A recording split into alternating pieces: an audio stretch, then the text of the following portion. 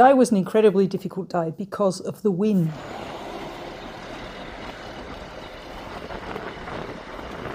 I had looked at the weather and temperature was going to be, 13 or 14 degrees, which is fine. And I had seen that there was a southerly wind, but I didn't really twig as to how strong that wind was. And all that information was there on my weather app. I just didn't look at it properly. So it appears that we had winds of 32 kilometres an hour and gusts of 75 kilometres an hour coming from the south. Now, I was riding in an easterly direction, which meant that the wind was slamming into my side and the gusts were threatening to send me flying into the path of the traffic that was coming up behind me, and it was quite dangerous. I got off the freeway and followed the old Route 66. Somewhere down there is my handkerchief. It obviously blew out of the drink bottle thing. There was a huge gust of wind, sent me flying right across to the other side of the road, which is why I'm not on the freeway. And it took my handkerchief, but I didn't notice at the time. So now I just have to sniffle snuffle, or I use a bit of something else. Wipe my nose on my sleeve. I really am in the backwoods of the US there. Wind.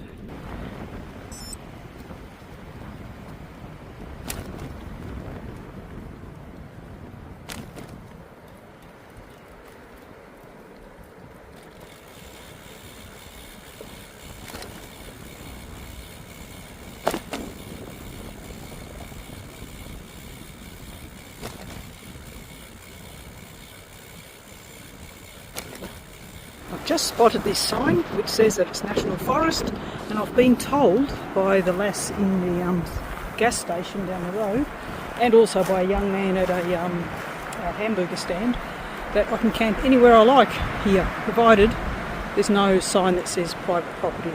And then I got to a place called Pines, and when I was there I had a chat with a young man manning a hamburger stall, and he suggested I ride to another 15 or so kilometres to this campground, RV park, and he thought that they would let me put up tents. Well, I got here and they said, no tents. But then they sort of said, we'll let you for the night. But I just thought, I'll find out what a cabin would cost, because really I had been so knocked around by the wind during the day that to hide from the wind in a cabin would be wonderful.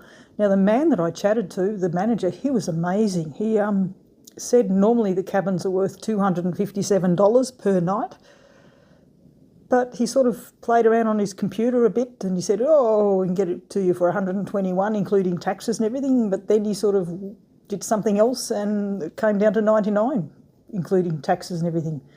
So, and this cabin is unreal. I'll show you.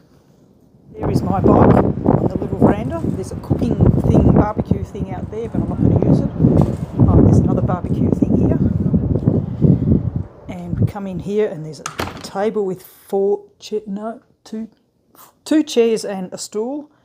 And here is a couch with some of my bags.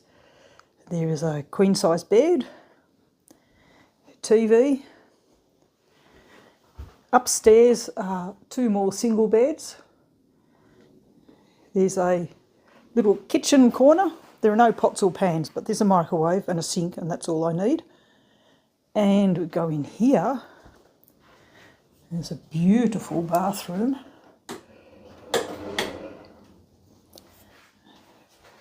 Toilet's through there.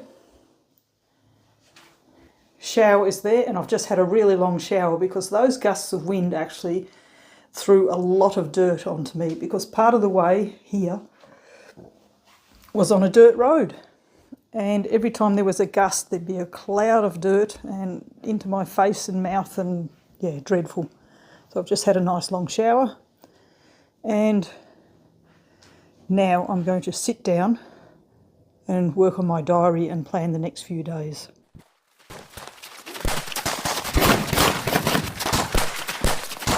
Today I'm taking the train up to the Grand Canyon. It's a Beautiful day, beautiful blue skies as you can see behind me, and hardly a cloud in the sky, but there's a freezing wind. I have my ticket and here's the train. I'm in coach C. Let's see if I can find coach C. Don't see any coach numbers. Found it, coach C. I always get the cheapest tickets possible, which is why I'm right down this end of the train.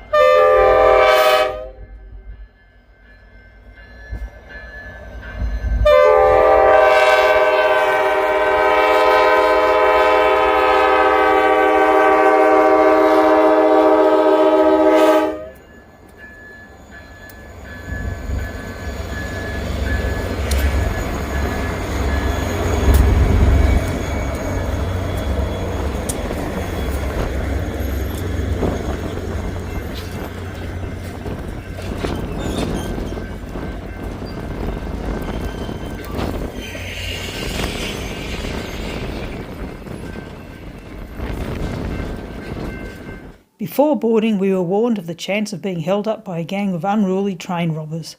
The authorities had already gotten 3 of them, but didn't know how many more were loose in the area.